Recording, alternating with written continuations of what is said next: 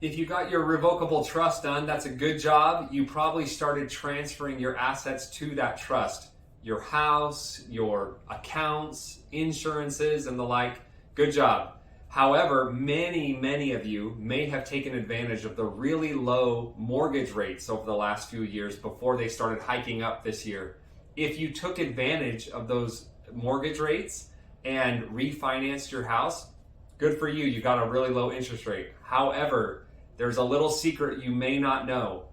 Sometimes when you refinance your house, you inadvertently boot your house out of your trust. The title company may not have even told you they did it, but they had to take your house out of the trust in order to do the refinance.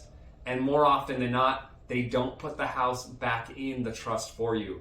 So if you took advantage of those low interest rates over the last few years and you did refinance your house, make sure 100% that your house has been deeded back into your trust.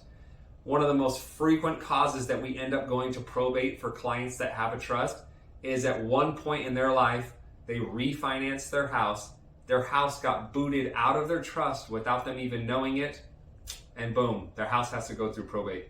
Call us if you want to double check. We can do some research for you to make sure that your house gets back into the trust.